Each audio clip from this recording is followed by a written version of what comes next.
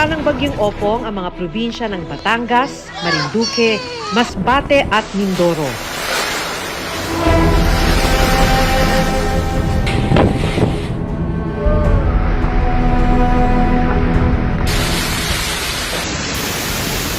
Maging ang ilang lugar sa Visayas, pininsala rin ng bagyo. Ito yung sitwasyon sa amin ngayon sa Manhilo Elementary School, Southern Leyte. Grabe. Ramdam din ang hagupit nito sa Metro Manila, Cavite,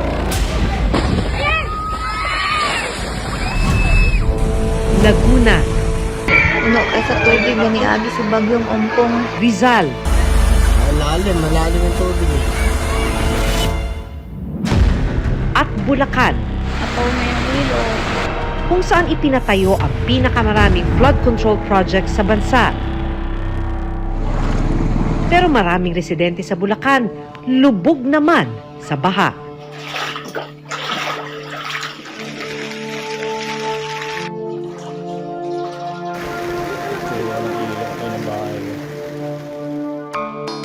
Ang kakapal ng mukha nila, sa sarap na buhay nila. Sobra sila, ganun pala sila katindi. Ganun sila kagrabe na mangurakot.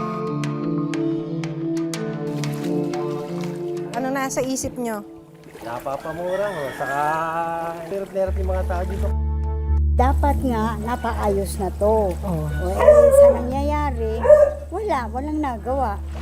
Kami ang naghihirap, sila nananagana. Sila lahat ng lupain, meron sila. Tapos kami ganito, araw-araw ganito.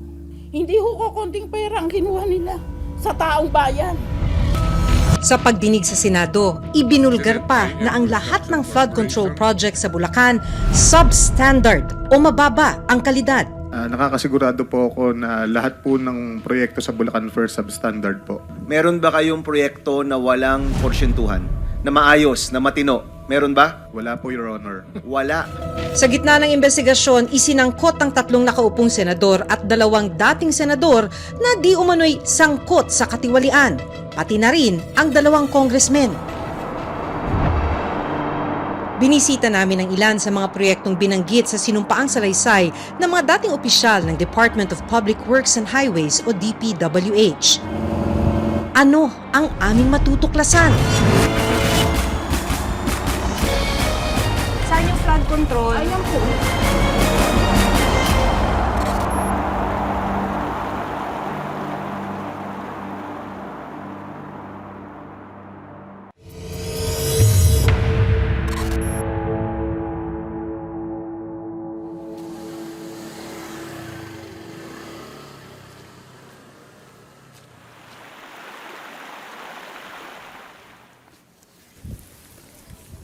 Kailangan nating magbota kasi papasok tayo isa sa isang community dito sa may bayan ng Giginto, dito sa Bulacan, na may itinayo na flood control project. Pero hanggang ngayon, nakakaranas pa rin sila ng pagbaha. At sabi ng ilang mga residenteng nakausap natin, napansin nila na actually mas lumala pa yung pagbaha.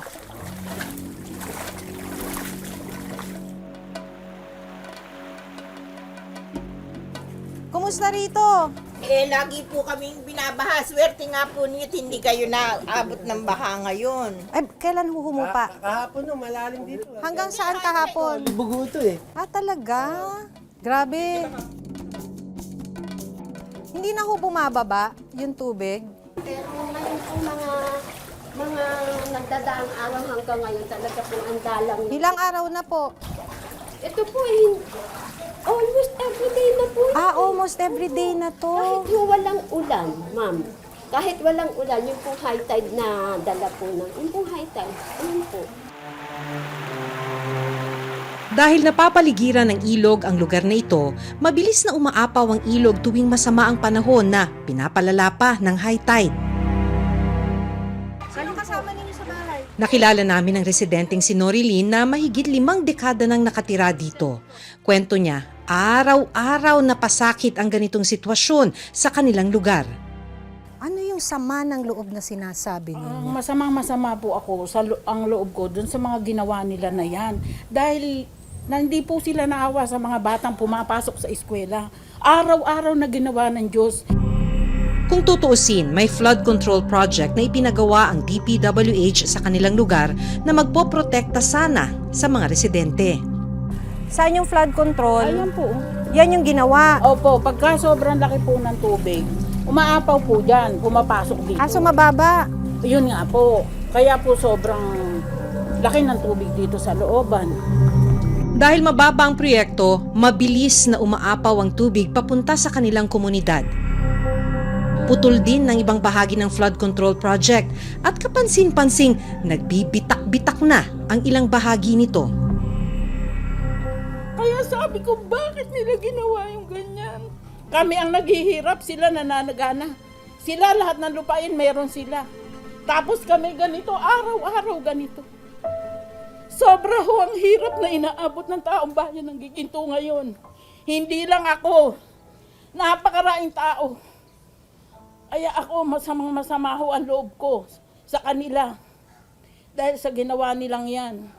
Pag binabaha kami, padadala ng 2 sardinas, 2 noodles, 3 kilong bigas. Tuwa-tuwa na mga tao. Pero sila pala, limpak-limpak ang kinukuha nila. Tapos sila, pakinabang na pakinabang, hindi sila naaawa.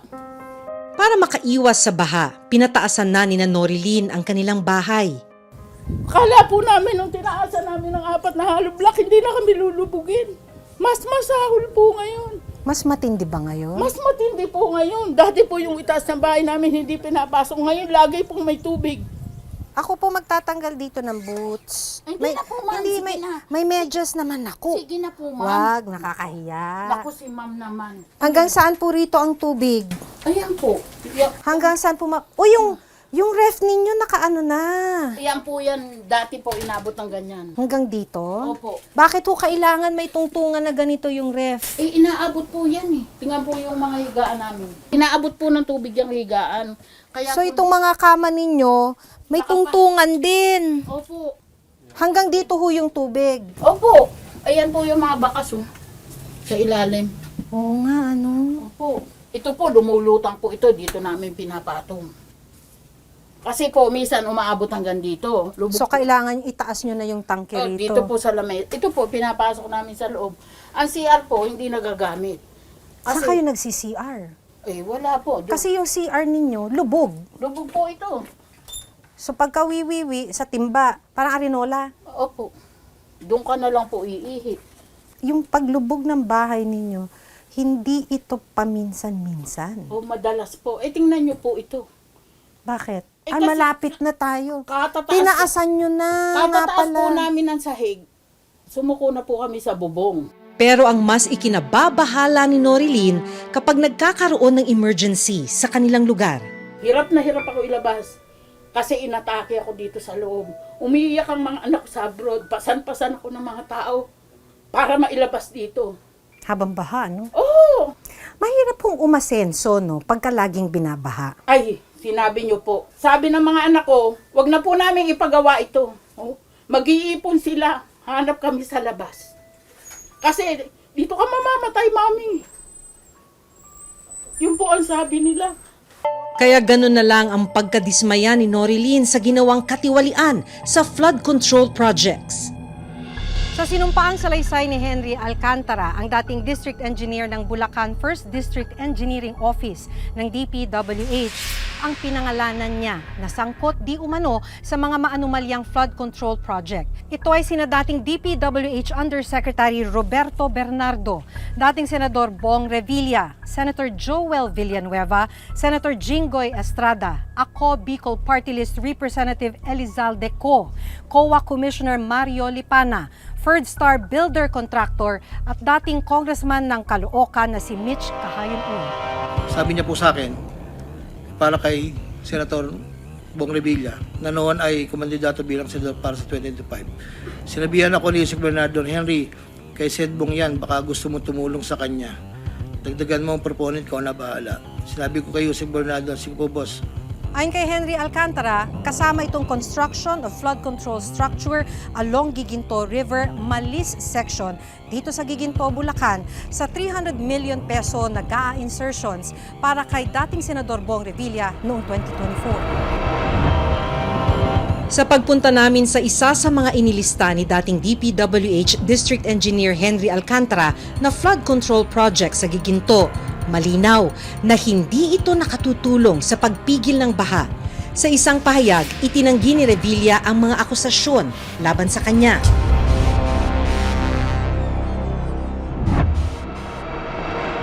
Nandito tayo ngayon sa Bulacan kung saan batay na rin sa sumbong sa Pangulo website, mahigit 43 billion pesos ang inilaang pondo para sa flood control projects mula 2022 hanggang 2025. Pero inamin na rin ni Bryce Hernandez, ang dating Assistant District Engineer ng Bulacan 1st District Engineering Office, na karamihan sa mga proyektong ito substandard.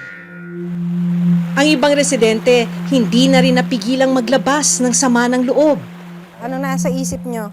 Napapamura ho, saka naisip ka namin eh. Kaya nga po hirap na hirap yung mga tao dito, ka-iskoba niya kasi madulas yan pagka may pagigil dyan, parang may kanal, doon ka na sa banda na. Banda rito yata yung kanal. So ibig sabihin, kailangan alam mo na may kanal dito dahil kung hindi lulubog ka. Nakalista rin sa affidavit ni Alcantara ang 7 flood control projects na iniugnay naman niya kay Senator Jinggoy Ejercito Estrada. Ang kabuang halaga ng mga proyekto, 355 million pesos. Pinuntahan namin ang isa sa mga proyekto na binanggit ni Alcantara. Ang construction of flood mitigation structure with pumping station and floodgate at Barangay Santo Rosario Creek Phase 3 sa Malolos, Bulacan na nagkakahalaga ng 40 million pesos. Nakipag-ugnayan kami sa barangay para hanapin ang proyekto. Pero ayon sa kapitan ng barangay, meron po kasi kung dalawang hindi makita, kaya natusan ko po yung aking sekretarya na magsadya sa DPWH at sila na magturo sa amin kung nasaan yung project. Kasi para hanapin namin na hindi naman namin makikita. Pagdating ng aking sekretarya, tinatakan nila ng suspended. paliwanag ng kapitan, Phase 1 pa lang daw ng proyekto ang kasalukuyang ginagawa sa kanilang lugar. Sa dokumentong nakuha ng reporter's notebook mula sa DPWH, August 2024 ang notice to proceed ng flood control project sa Santo Rosario. Pero nang puntahan namin, halos pundasyon pa lang ang nasisimulan sa proyekto kahit mahigit 1 taon na mula nang simula nito.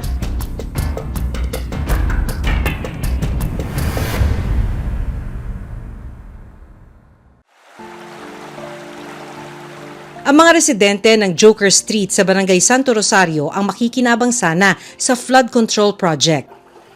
Hindi na raw kasi humuhupa ang tubig sa kanilang eskinita, lalo na tuwing tag-ulan.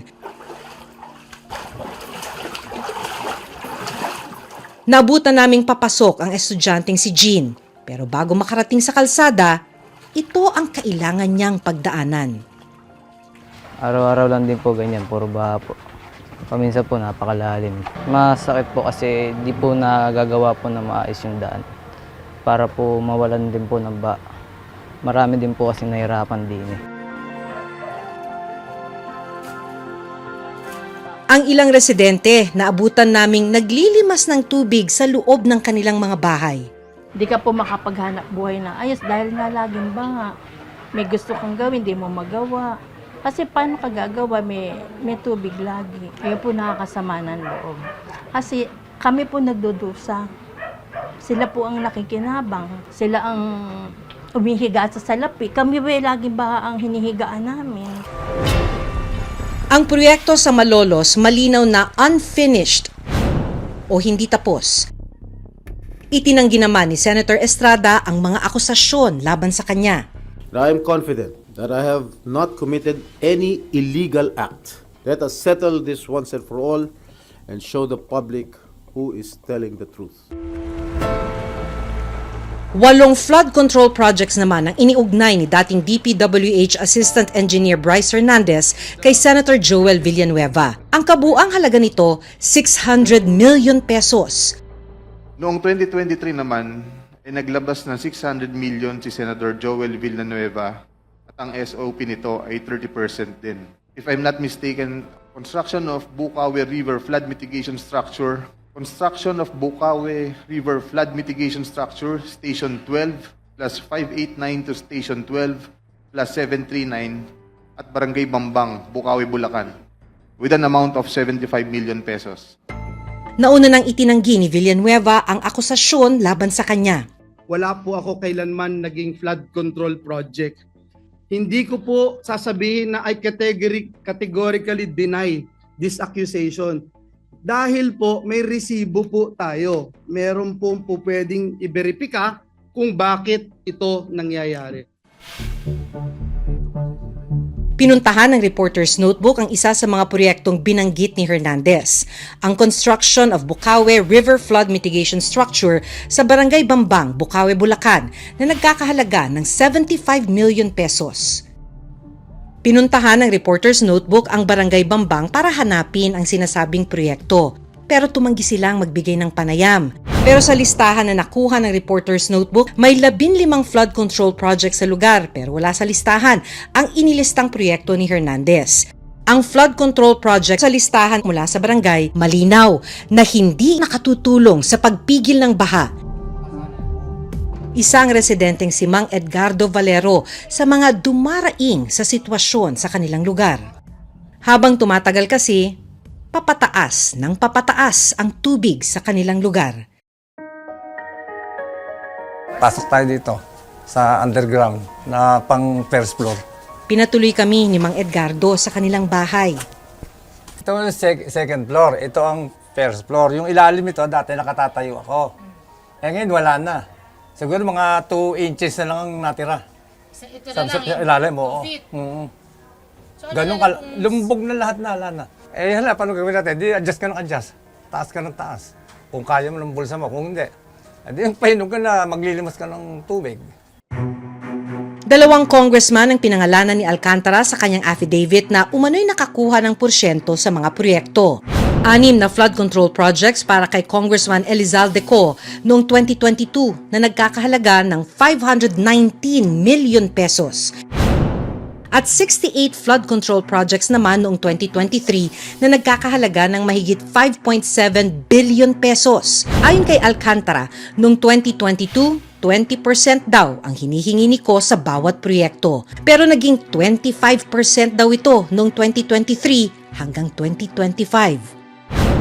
9 na flood control projects naman ang nasa affidavit ni Alcantara na para naman daw kay Congresswoman Mary Mitzi Mitch Kahayon Uy na nagkakahalaga ng 411 million pesos. Pero pareho nilang itinanggi ang akusasyon ni Alcantara.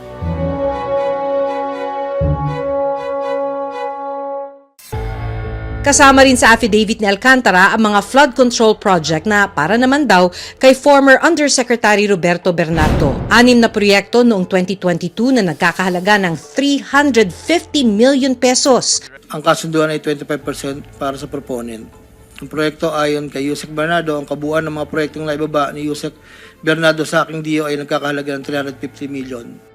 12 proyekto noong 2023 na nagkakahalaga naman ng 450 million pesos at 4 pang proyekto na nagkakahalaga ng 260 million pesos. Sa mga nakalipas na linggo, nag-inspeksyon ng Independent Commission for Infrastructure o ICI ng mga flood control projects sa Metro Manila at iba't ibang probinsya. Ganun din. Dinagos. This is a joke. Base pa lang sa observation namin ni Mayor Benji, mukhang napaka-substandard nito. Hindi nga to ghost, pero kita mo naman, isang taon nga, sira kagad. Di ba? Paano naman? Maawa naman kayo sa mga taong nakatira dito. Di ba? Buhay yung pinag-uusapan natin dito. Yung sheet pile na binabaon, tinatamaan yung sa ilalim, kaya minsan magre-realign ulit. Pero ibig sabihin nga, may problema. Either may problema yung methodology nyo o may problema yung design. This is about 131 na flood control project. And probably kikita namin kung ilan ang nagkakaroon ng problema. Grabe. Dapat kayo, ang iniisip nyo, paano nyo papaganahin yung buo? Kasi, nung 2020, diniliver to, buo eh. Binayaran nyo, buo eh. Dapat gumagana eh. 5 years na hindi gumagana eh. Tapos ngayon, papatsi-patsiin nyo na naman. Inirekomenda naman ng National Bureau of Investigation o NBI na sampahan ng mga kasong indirect bribery at malversation of public funds sina dating DPWH Engineer Henry Alcantara, Senator Jinggoy Estrada, Senator Joel Villanueva, Congressman Elizalde Co, former Caloocan 2nd District Representative Mitch Cahayon Uy, at former DPWH Undersecretary Roberto Bernardo. Susunod, kung anong aksyon na gagawin ng Pangulo, ay dapat nakadepende ito kung ano ba talaga yung isinisigaw ng mamamayang Pilipino.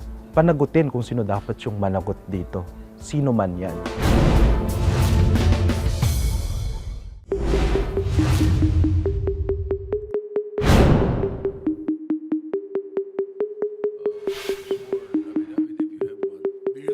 Humarap din si dating DPWH Undersecretary Roberto Bernardo matapos iugnay ni dating District Engineer Henry Alcantara sa anomalya, bagay na hindi na itinanggi pa ni Bernardo. Ako po ay umaamin sa aking maling nagawa. Ako po ay hindi naging matatag at tapat sa pagpapatupad ng tungkulin na ipinagkatiwala sa akin ng ating pamahalaan at sambayanan. Pinangalanan din niya sa kanyang affidavit sina Congressman Elizalde Co, Senator Francis Escudero, former Senator Ramon Bong Revilla Jr., former Senator at Makati Mayor Nancy Binay, COA Commissioner Mario Lipana at DepEd Undersecretary Trijiv Olivar, na sangkot umano sa anomalya sa mga flood control project. 5 sa kanila agad na naglabas ng pahayag at itinanggi ang alegasyon laban sa kanila.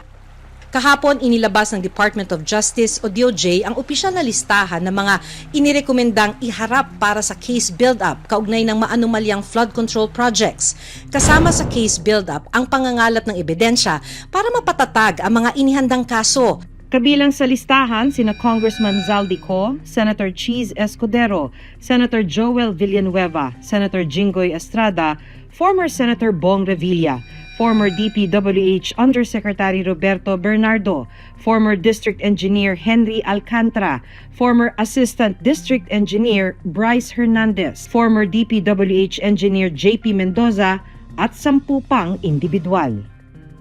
Kung anong aksyon na gagawin ng Pangulo, ay dapat nakadepende ito kung ano ba talaga yung isinisigaw ng mamamayang Pilipino. Dapat makinig siya sa bayan. Makinig siya sa kung anong hinaing ng mga mamamayang Pilipino. Panagutin kung sino dapat yung managot dito. Sino man yan.